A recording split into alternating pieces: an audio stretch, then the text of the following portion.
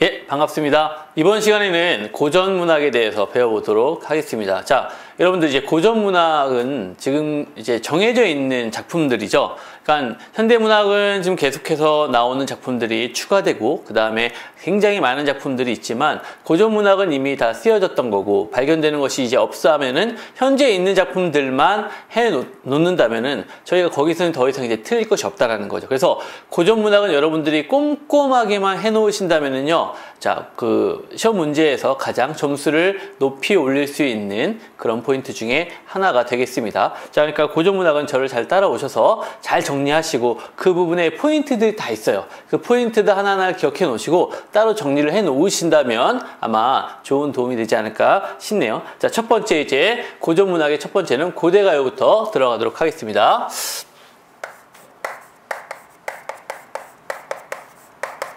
자, 고대가요는요, 일단은 시기상으로 본다면은 우리가 어느 시기부터 얘기하느냐, 원시 시대부터 시작을 합니다. 그래서 삼국 시대까지의, 자, 원시 시대에서 삼국 시대까지의 노래를 우리는 고대가요라고 얘기합니다. 이때 주로 이제 작가층은요, 부족장도 있었고요, 왕도 있었고요, 등등등등. 그러니까 이건 다양한 계층들이 다 사용을 하죠. 왜냐하면은 삼국시대까지의 노래들은 다 우리가 고대가요라고 칭하기 때문에 그냥 이것은 작가층이 굉장히 다양했다, 이렇게 우리가 볼 수가 있겠죠. 그 다음에 자, 형식은요, 사구체 형식으로 되어 있습니다. 여기서 사구체라는 건 네 줄로 이렇게 되어 있다고 우리가 생각하시면 되겠죠. 그 다음에 한역되어 전해집니다. 한역이라는 건 한자로 번역됐다는 건데, 일단은 그 전에는요, 바로 한역 한자로 번역된 것이 아니라 그 전에는 구비전승됐습니다. 자, 구비전승되다가 한역되어 전해집니다. 그 다음에 이 작품들은요, 다 그 작품, 그 사구체 형식의 그 작품 하나만 이렇게 존재하는 것이 아니라, 자, 이렇게 배경설화 속에 삽입되어 있습니다.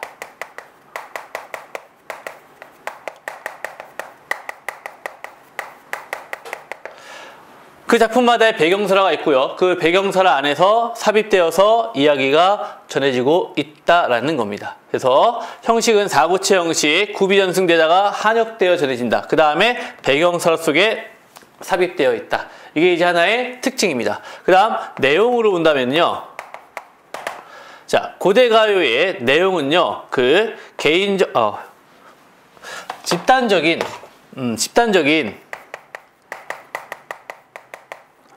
서사시의 형태에서 개인적인 서정시로 발전해 갑니다. 그래서 이런 집단적인 서사시의 형태라는 것은 한 개인의 정서를 다루는 것이 아니라 어떤 집단의 이념, 집단의 목적을 다루는 거죠. 그런 부분에서 이제 개인의 어떤 감정을 다루는 시들로 바뀌어 갑니다. 여기에는 구지가와 해가가 속하고요. 여기에 공무도화가, 황조가, 정읍사 등이 속합니다.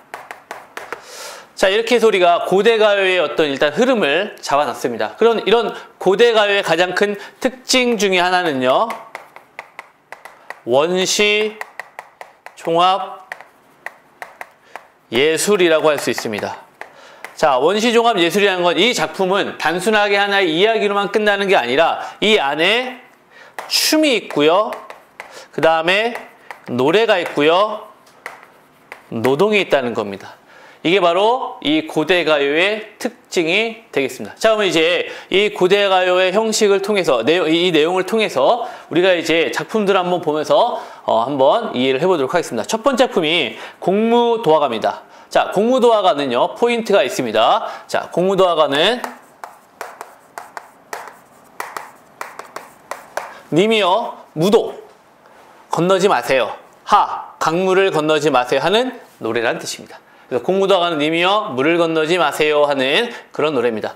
배경설화는 여러분들이 좀 많이 아시겠지만 간단하게 얘기하면요, 백수강부가 한 백수광부 이제 흰 머리에 미치는 남자가 술병을 들고 이제 강을 거닐고 있죠. 그 강을 거닐 때 뒤에서 이제 부인이 쫓아옵니다. 여보 가지 마세요 하고 막 쫓아옵니다. 그랬더니 술 취한 백수광부가 헤헤헤 하더니 강물로 뛰어들죠. 그때 이제 부인이 가지 마세요 이렇게 막 소리를 치는데 그 광부는 그냥 물에 빠져 죽습니다. 이 모습을 근처에서 그물을 깁던 어부 광리자고라는 사람이 보게 되죠. 그리고 이제 가만히 지켜보고 있으니까 그 여인도 갑자기 옷 속에서, 참 이것도 이해가 안 되지만 옷 속에서 악기를 하나 꺼냅니다. 그게 이제 공무인이라는 악기인데 그 악기를 막 연주하면서 이 노래를 부르는 겁니다. 님이여 물을 건너지 마세요. 님은 물을 건너시네 물에 빠져 돌아가시니 가신님을 어이할꼬. 이러더니 악기를 집어던지고 또 물에 빠져 죽습니다. 그러니까 최초의 부부 동반 자살 사건이 되는 거죠. 이것을 광리자고는 지켜보고 있다가 그 악기를 들고 집에 가서 자기 부인에게 이 노래를 들려줍니다. 그리고 이 부인은 이웃집 여옥이라는 여자에게 이 이야기를 들려주고 노래를 불러줬더니 이 여옥이 온 세상에 전파했다. 이런 이야기가 전해지고 있습니다. 참 슬픈 이야기인데 한편으로는 참 이해가 안 되는 부분도 있죠. 자, 그래서 이 공무도화가에서는요, 자, 중요한 게 첫 번째는 물의 이미지입니다. 자, 물의 이미지가 1행, 2행, 3, 그러니까 1, 2, 3, 4, 9에서 물의 이미지가 나타나는데, 첫 번째, 님이여 물을 건너지 마세요 할 때의 물은요, 사랑입니다. 님은 물을 건너시네 하면서 이별로 바뀌고요. 물에 빠져 죽으시니 죽음으로 바뀝니다. 자, 물의 이미지가 이렇게 바뀌게 되는 거죠. 가신님을 어이할꼬 4행에서는 물의 이미지는 나오지 않죠. 그렇기 때문에 물의 이미지가 첫 번째 사랑, 이별, 죽음으로 변화하고 있다. 두 번째는요, 정서의 변화입니다. 자, 공무도화에서 두 번째 정서의 변화. 일행선. 자, 님이여 물을 건너지 마세요 하면서 어때요? 애원하죠? 자, 물에 빠져, 님 물을 건너시네. 불안하고 초조합니다. 물에 빠져 죽으시니 하니까 이제 죽는다는 건 어떻습니까? 굉장히 충격이죠? 슬픔이죠? 가신님을 어이할꼬 체념입니다. 이렇게 우리는 정서의 변화도 살펴볼 수가 있습니다. 즉, 공무도화가에서 우리가 기억해야 될 것은 일단은 고대가요의 특징이 있죠. 고대가요의 특징들을 일단은 기억을 하고 그 안에서의 첫 번째, 물의 이미지가 어떻게 바뀌느냐, 두 번째, 그 화자의 정서가 어떻게 바뀌느냐, 이렇게 우리가 파악을 할 수가 있습니다. 이것들이 이제 여기에서는 제일 중요한 포인트니까 이거를 가지고 여러분들이 다 기억을 하시면 되겠습니다. 이 두 가지가 공무도화에서는 가장 중요한 부분입니다. 자, 두 번째 작품은요, 황조가입니다. 황조가는 황조, 노란색 꾀꼬리라는 뜻이죠. 자, 황조가에서는 보세요. 일단은 역시 배경설화가 있죠. 고구려의 유리왕, 제1의 유리왕의 부인이 두 명이 있습니다. 화희와 치희라는 여자인데, 화희는 이제 고구려 호족의 딸, 그 다음에 치희는 중국 태수의 딸입니다. 그래서 이 두 딸을 이제 자기 부인으로 맞이한 것은 결국 정치적 성향이 굉장히 강한 거죠. 정략적인 결혼의 하나의 본보기라고 볼 수 있습니다. 근데 이제 이 두 부인 중에 치희가 좀 더 예뻤어요. 화희는 약간 이렇게 뚱뚱 뭐 이렇게 약간 막 이렇게 약간 과장하자면은 격투기급 선수의 모습이었습니다. 그래서 유리왕의 이제 신임을 받았던, 그러니까 사랑을 받았던 여자는 치희였던 거죠. 근데 이제 하루는 유리왕이 사냥을 나갔다가 이 화희가 이제 이 치희가 너무 예쁘고 사랑을 독차지하니까 열받았고 이제 한 대 때린 거죠. 그랬더니 치희가 울면서 자기 나라로 돌아갔습니다.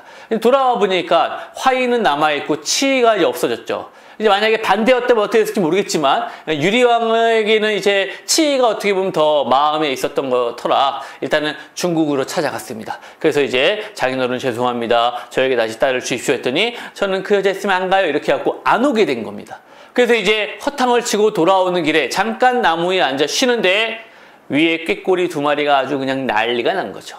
그걸 보고 저 꾀꼬리도 짝이 있는데 남 뭐냐 하는 그 노래를 읊은 게 바로 황조가입니다. 자, 그래서 황조가는 자, 내용을 볼게요. 펄펄 나는 저 꾀꼬리.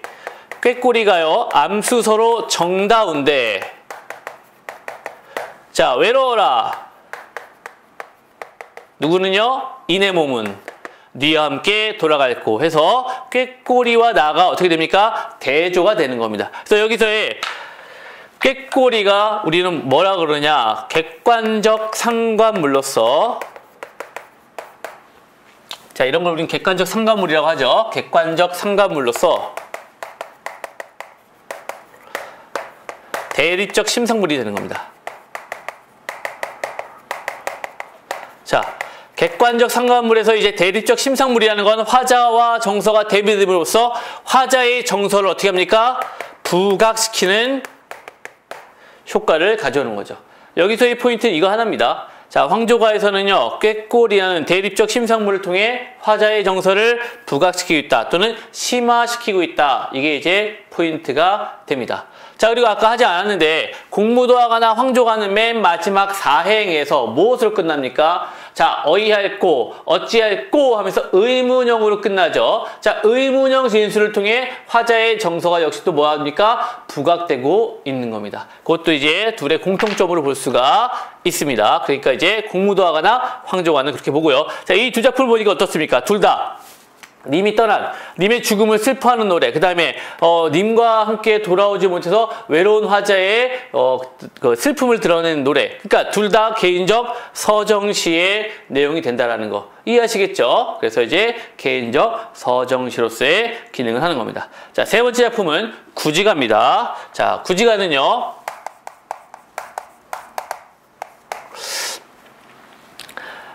일단은 이거는 거북이의 이야기 뭐 많이 들어봤죠? 자, 이것도 배경설화가 있습니다. 9개의 부족이 있던 한 나라에 그 부족장이 있습니다. 그러니까 그 부족에서도 부족장이 있어요. 근데 그 부족장이 하루는 이런 생각이 드는 겁니다. 아, 내가 이 사람들이 고민하는 것들을 나 혼자서 다 해결할 수가 없겠구나. 내가 선택하는 거에 있어서 나도 되게 힘들구나. 이 일을 정말 더 큰 지도자가 대신해줬으면 참 얼마나 좋을까, 이런 생각을 하고 9명의 부족장을 모아서 이런 의견을 냅니다. 그래서 이 의견을 낸 사람들이 하늘에 이제 이야기를 하죠. 우리가 이런 왕이 필요합니다. 그랬더니 하늘에서 소리가 내려오죠. 그래, 그럼 너희들에게 내가 왕을 줄 테니 너희는 구지봉에 가가지고 땅을 파고 그 다음에 춤을 추면서 이 노래를 불러라 하면서 가르쳐준 노래가 구지가입니다. 자, 거기서 이제 나오는 구지가의 내용은 이렇죠. 거북아, 거북아, 머리를 내어라. 그렇지 않으면 뭐 하겠다? 구워 먹으리. 이렇게 얘기하고 있습니다.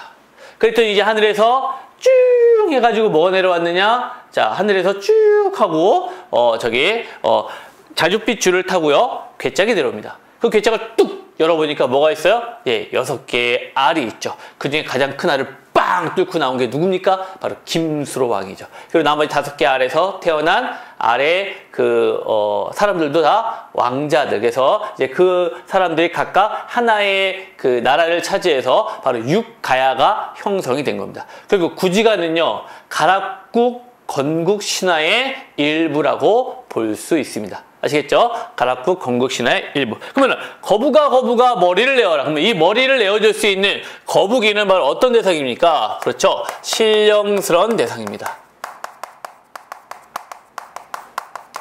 그리고 기원의 대상입니다. 신령스러운 대상, 기원의 대상. 자, 머리는 당연히 우두머리, 왕이 되겠죠. 자, 그리고 이제 그렇지 않으면 구워 먹겠다라는 건 협박이죠, 협박. 자, 근데 참 신기한 게 있죠. 우리가 어떤 대상에게, 높은 대상에게 무언가를 소망을 할 때는, 그러니까 이렇게 바랄 때는 주로 어떻습니까? 약간 비굴해져. 오늘 이거 하나 사주면 좋겠는데, 나 이거 하나만 사줘. 막 이러면서 막 혀짧은 소리를 내거나 코맹맹이 소리를 내면서 가진 애교를 떨게 마련입니다. 그런데 여기서는요, 어때요? 아주 그냥 협박을 하죠. 너 이씨 안 해주면 구워 먹을 거야?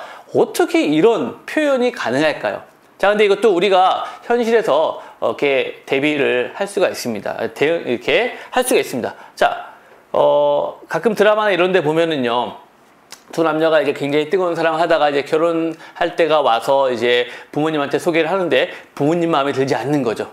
안 돼. 쟤는 가진 것도 없고, 직업도 변변치 않고, 그 다음에, 부모님도 별로고, 야, 안 돼! 그랬더니 막 이제, 아빠는, 엄마는, 사람을, 옛날부터 마음을 보내더니 이제 뭐 다 따지느냐 했더니, 야, 살아보면 그게 아니야! 저런 애들이랑 살면은 나중에 이혼하게 돼! 안 돼! 반대하니까, 아빠!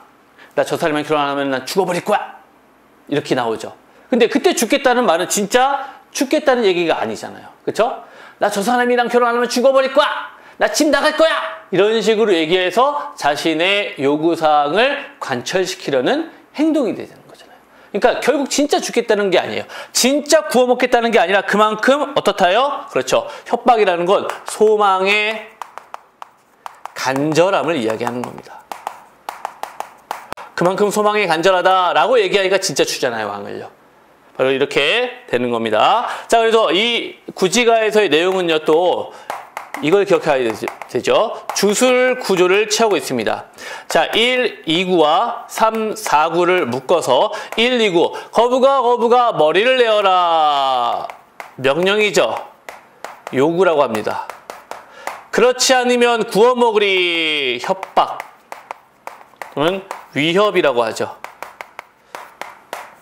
이런 구조를 우리는 주술 구조라고 합니다. 주술이라는 건 무언가를 이루기 위해서 하는 행위. 이걸 우리는 주술적이라고 얘기를 합니다. 그러니까 어떤 일을 이루기 위해 이런 것도 있잖아요. 열려라 참깨. 문을 열기 위해 열려라 참깨라는 구호를 외치죠. 그것도 하나의 주술행위입니다. 그다음에 무당들이 막 춤을 추면서 뭘 해달라고 하는 거 있죠. 그 행위도 주술행위라고 하는 겁니다. 그러니까 주술이라고 하는 것은 무언가를 얻기 위해 하는 것들. 그래서 이 구조가 바로 우리는 주술 구조라고 이야기를 합니다. 그러니까 주술 구조를 통해서 자신의 소망을 관철시키려고 했다라는 구지가의 내용이었습니다. 자, 이 세 작품의 특징은 다 보세요. 1, 2, 3, 4, 9 네 줄로 되어 있죠. 그래서 네 줄로 된 4구의 형식으로 되어 있다는 게 각자 다 공통점이었습니다. 그렇기 때문에 이 세 작품은요, 고대가요의 특징에 다 속하는 겁니다. 자, 근데 이제 네 번째 정읍사를 보시길 바랍니다. 자, 정읍사를 보면은요, 이 작품은 조금 특이하죠. 일단은 앞의 작품처럼 네 줄로 되어 있지 않습니다. 한자로 쓰여져 있지도 않아요. 그쵸? 그리고 보면은 쭉 가면서 다른 것까지 보면은 막 후렴구도 존재합니다. 그러니까 다른 작품들과는 굉장히 다른 특징을 지니고 있죠. 그럼 얘는 왜 고대가요일까요? 그렇죠. 얘는요, 그냥 백제의 노래라는 이유 하나만으로 고대가요에 속해 있는 겁니다. 그 외에는 나머지는 다 다른 특징을 가지고 있어요. 그렇기 때문에 정읍사는 좀 약간 특이한 구조라는 거 기억하시고요. 자, 정읍사 배우기 전에 하나만 더 언급하고 이야기를 또 다시 이어가겠습니다. 자, 일단은 공무도화가나 황조가는 제가, 자, 여기 잠깐 보세요. 개인적 서정시라고 얘기를 했죠. 근데 이 공무도화가와 황조가를요, 개인적 서정시가 아닌 이 중간 단계로 이야기할 수가 있습니다. 바로 뭐냐, 배경설화가 하나의 근거인데요. 자, 공무도화가에서는 그 술병을 든 그 미친 백수강부를 뭘로 볼 수 있느냐? 자, 무당으로 보는 견해가 있고 술의 신으로 보는 견해도 있고요. 아라비아 상인으로 보는 견해도 있습니다. 근데 이제 일단은 술의 신 이거 떠나고요. 제일 맞는 거는 이제 무당으로 보는 견해가 제일 맞는데, 무당으로 본다면은요, 이 무당이 왜 죽느냐? 당시에 이제 그 불교 문화가 이제 삼국시대에 되면서 들어오면서 아마도 이제 그 우리의 무속 신앙이 설자리를 잃게 되는 거죠. 그 설자리를 잃게 되니까 그 무당들이 자신의 설자리를 잃게 되면서 자신들이 죽음을 택한다. 그러면은 하나의 무당이라는 집단이 기존의 원시 신앙을 가졌던 그 원시 종교의 집단이 바로 새로 들어온 세력에 의해서 물러나게 되는 것. 그러니까 집단과 집단의 싸움에서 물러나게 됐다는 얘기죠. 그러면은 그렇게 되면 바로 이거는 집단적 서사시의 내용도 갖고 있다는 거죠. 그렇기 때문에 집단적 서사시의 내용과 개인적 서정시의 내용을 동시에 갖춘 과도기적 문학이다, 이렇게 얘기를 하는 겁니다. 자, 됐죠? 황조가도 마찬가지입니다. 화희와 치라는 어떤 여성이 있지만 그것도 하나의 부족으로 보는 거죠. 그 부족들 간의 싸움에서 치의 패배로 이야기를 할 수 있습니다. 역시 이것도 집단적 서사시의 내용으로 볼 수가 있다는 거죠. 그래서 황조가와 공무도화가는요, 완전한 개인적 서정시로의 특징을 보이고 있는 것이 아니라 배경설화 속의 내용을 통해 집단적 서사시의 내용도 가지고 있다. 그래서 이 두 작품은 무엇으로 본다? 그렇죠. 바로 이 두 작품은요, 저걸 봅니다. 과도기적 문학으로 보는 겁니다.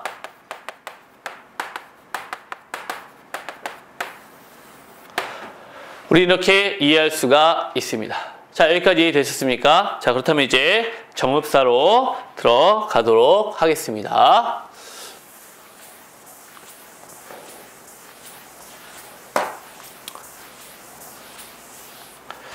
자, 정읍사는요,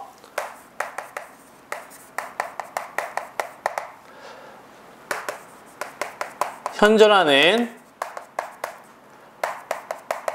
백제 유일의 노래입니다.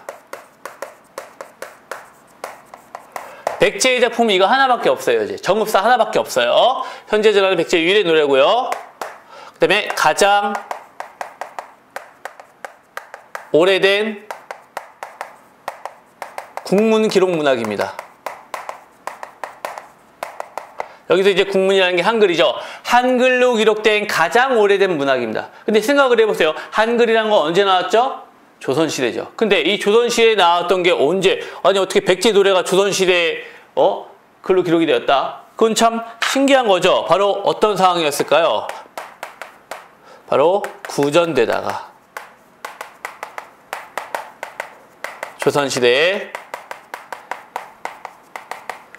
기록이 되었겠죠. 그러니까 그만큼 오랫동안 구전이 되었다라는 건 우리 민족의 정서와 맞아 떨어졌다는 얘기입니다. 그렇기 때문에 자, 구전되다가 조선시대에 기록된 국문문학으로서 가장 오래된 문학이 되는 겁니다.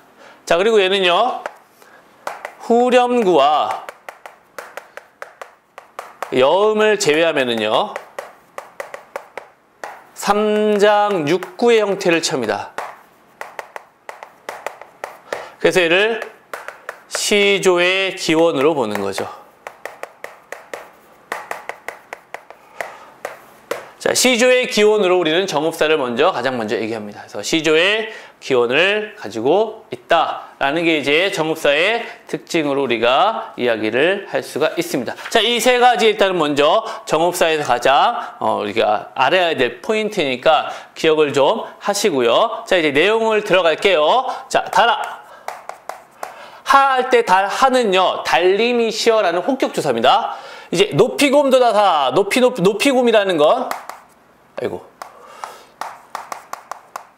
이게 강세전미사죠. 높이라는 뜻입니다. 달아, 높이곰도다사, 어기야, 머리곰 비춰주다. 머리곰은 뭐예요? 그러면 멀리 비춰주세요. 이런 뜻입니다. 그러면 달에게 뭐 하고 있어요? 부탁을 하죠. 그러니까 달은 바로 기원의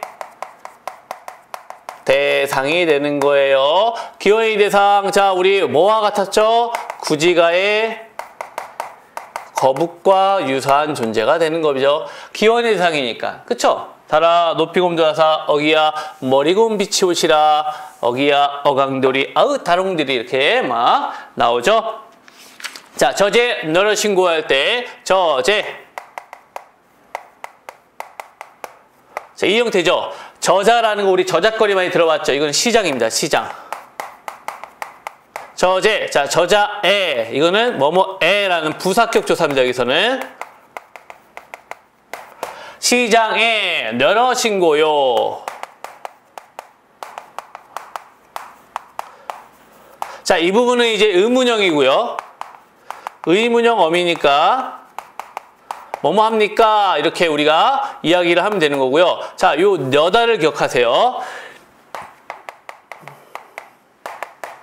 고어에서 너다가 많이 나옵니다. 이 너다는요, 자, 계속 이렇게 변하죠. 네다로 변하고요. 나중엔 니다로 변합니다. 그러니까 너다, 네다, 니다로 변하는데 이 단어가 나온다. 여러분들은 일단 머릿속에 뭘 생각하냐? 두 가지입니다. 하나는 살아가다. 두 번째는 가다, 다니다 이 뜻입니다.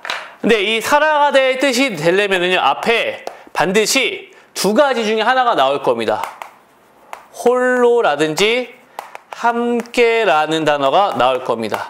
그러니까 홀로나 함께라는 의미가 있을 때는 살아가다 의미고요. 그 외에는 대부분 가다 또는 다니다 의미입니다. 여기도 이제 저자 시장에 자 가 계십니까? 여럿인 고요는 앞에 혼자나 함께란 말이 없죠. 그러니까 이거는 가다의 의미로서 가 계십니까? 이렇게 묻는 거죠. 그럼 시장에 가 계십니까? 라고 묻는 이유는요. 남편이 시장에 갈 만한 직업을 갖추고 있다라고 했을 때 우리 이 저자라는 것은요. 바로 남편의 직업을 알려주는 거죠. 남편의 직업을 알려주는 겁니다. 남편의 직업은 행상인이죠. 물건 파는 사람이에요. 아이고. 자, 남편의 직업은 행상인입니다. 시장에 가 계십니까? 어기야 진대랄 드대 올시에라. 자, 진대.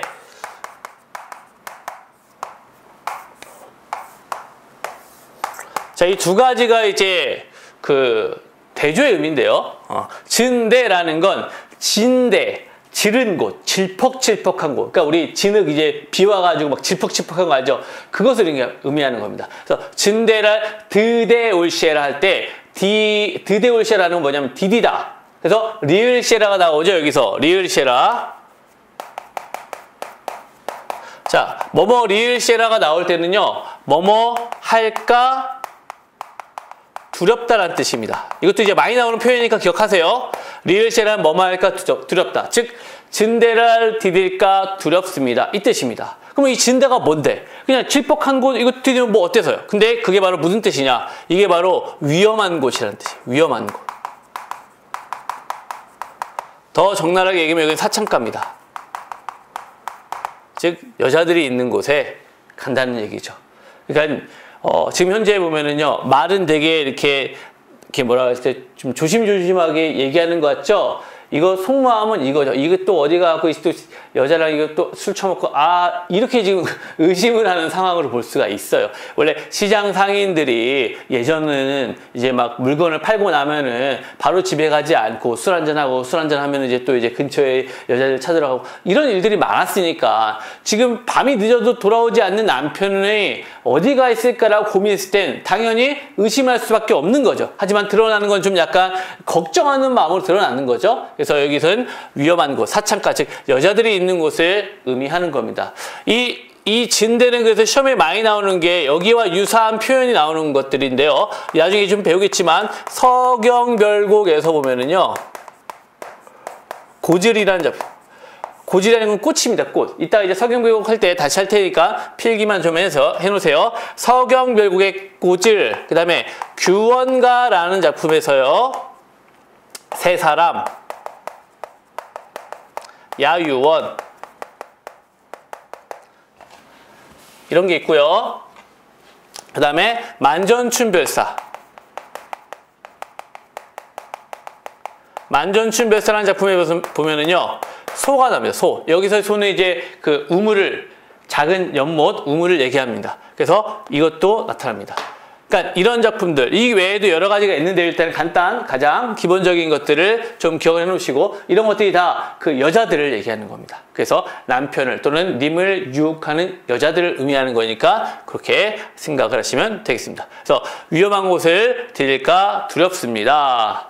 그 다음에 어기야 어강돌이야의 다람들이 나오죠. 그 다음에 어느이다 놓고시라 라는 건 어느이다 아무데나 놓고시라 놓으세요 이겁니다. 무엇을요? 자 어느이다 놓고시라 짐을 어느이다 놓고시라 이겁니다. 그래서 행상이니까 이 짐을 아무데나 일단 놓으세요. 왜? 이 짐 때문에 달아나기 힘들 수도 있으니까. 그래서 어기야 내 가논데 점글할세라 이렇게 나오죠. 내 가논데 라고 할 때는 내 가논데 여기서는 세 가지 의미입니다. 자 여기다 좀 써놓을게요. 내 가논데는요 세 가지 의미가 있습니다. 첫 번째 이거 내 가는데라는 뜻입니다. 첫 번째가요. 자 화자일 때는요 마중길이죠. 남편일 때는요 귀갓길입니다. 그리고 부부로 따지면은 인생길이 되는 거죠. 그래서 이 세 가지의 어떤 상황 여기에서 점글할세라 자 리을세라 뭐라 그랬죠? 아까 뭐뭐 할까 두렵다 그랬죠? 점글할세라 즉 저물까 두렵다 이 뜻입니다. 그래서 달님한테 지금 뭐 하는 겁니까? 좀 높이 떠서 멀리 비춰주세요. 왜? 우리 남편이 지금 저녁에 돌아와야 되는데 너무 어두우면은 못 돌아올 수 있으니까 위험할 수 있으니까 좀 비춰주세요. 이렇게 이야기를 하고 있는 거죠. 그래서 이 정읍사는요, 무엇을 모티브로 했냐면요, 남편을 기다리는 여인의 모습. 그래서 얘는요, 망부석 설화를 모티브로 한 겁니다. 자, 망부석 설화 얘기 알죠? 그 박재상 기억하십니까? 이제 김재상으로도 나오긴 하는데, 신라의 박재상이 이제 그 어디냐, 일본으로 가갖고 늘지양의 아우를 구출하고 자기는 이제 거기에서 외왕에게 죽은 이야기가 있죠. 그때 그 남편을 기다리면서 항상 바위에서 기도를 하고 있던 그 박재상의 부인이 이제 나중에 그 자리에서 돌이 되었다는, 그래서 망부석이라는 이야기가 전해져 오는 거죠. 망부석 설화의 모티브가 되는 겁니다. 그래서 이 망부석 설화 모티브는 이 작품도 있지만은요, 여러 작품들이 또 전해집니다. 김소월의 초혼이라는 작품이라든지, 그다음에 서정주의 신부라는 작품도 있습니다. 이런 데에서 돌이나 재라는 소재가 여기에 해당이 되는 겁니다. 제가 지금 막 필기를 막 하면서 이제 화면을 잠깐 보니까 이제 삐뚤빼뚤 아주, 저는 제 눈에는 지금 제대로 보이는데 화면상으로는 참 그렇게 보이네요. 네, 앞으로 필기 좀 잘하겠습니다. 자, 일단은 여기까지가 고대 가요의 모습입니다. 어떻습니까? 고대 가요는 여러분들 보니까 크게 어렵지는 않죠. 근데 여기에서 이제 시험 문제가 나온다. 시험 문제는 크게 많이 나오지는 않습니다. 수능에서도 그렇고요, 공무원 시험에서도 고대 가요 쪽이 이렇게 막, 왜냐하면 하도 오래된 작품이기 때문에 너무 쉽기도 하고요. 그러니까 많이 나오지는 않기 때문에 여러분들 기본적으로, 근데 가장 기본입니다. 기본이기 때문에 알아두셔야 되고, 기본이기 때문에 여러분들이 여기 좀 열심히 해 두셔야 될 것 같습니다. 자, 그러면은요, 다음 작품부터는 이제 향가가 되는데요. 이 향가 부분은요, 잠시 뒤에, 지금 연결해서 하면은 너무 오래 걸릴 것 같고요. 잠시 뒤에 제가 끊어서 하도록 하겠습니다. 예, 잠시 뒤에 뵙겠습니다.